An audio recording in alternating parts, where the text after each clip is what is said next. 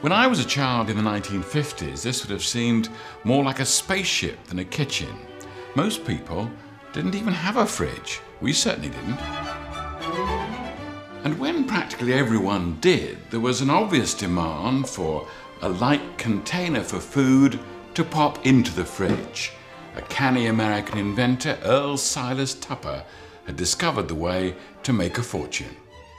Tupperware wasn't available in the shops, you could only buy it direct. But this was no foot-in-the-door hard sell. It was the birth of the party plan.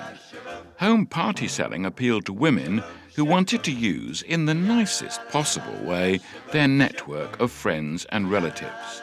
Many thousands signed up for the home sales army. Janet Hall was one of the original party hosts.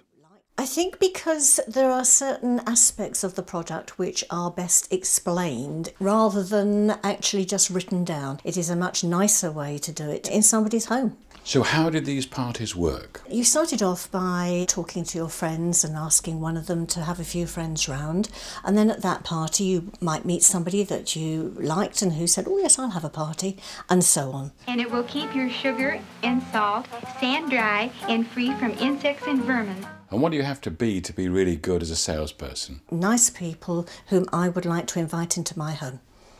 But as cupboards filled up with all this stuff, the brand image faded. There were plenty of cheaper alternatives, and the party plan seemed out of date. It just wasn't so exciting to invite friends round to buy plastic containers. The whole idea of selling to friends became less attractive. Party plans seemed to be flogging everything, from cleaning products to saucy underwear. Yummy, yummy, yummy, I got love in my tummy and I feel like I'm loving you. But now, 20 years on, there's a new breed of seller like Andrew Humphreys. He's neither female nor a housewife, and he thinks the time is right for the resurgence of social selling. You're not a typical housewife. Nor a typical Tupperware lady, I hope.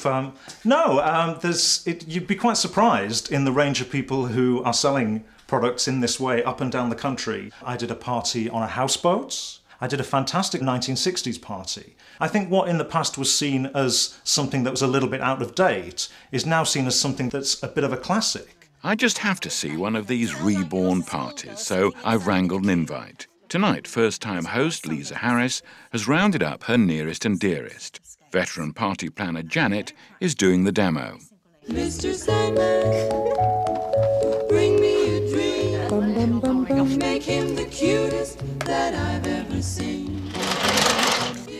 We're stiff in 25 seconds. What does your husband think about this? Well, he's not coming back until it's all over, so... He just wants to see how much you make, though, I suppose. Probably. Why do you add eggs, one at a time, to anything? Just in case you get a rotten one. Do you feel you've got to buy something? Years ago, we used to go to each other's houses and felt you bought something because she bought something at yours. Now, I suppose because I'm older, I don't care if I don't want it, I won't have it. But... Let me ask you an embarrassing question, Lisa. When did you last wash the tub out? I wash it daily.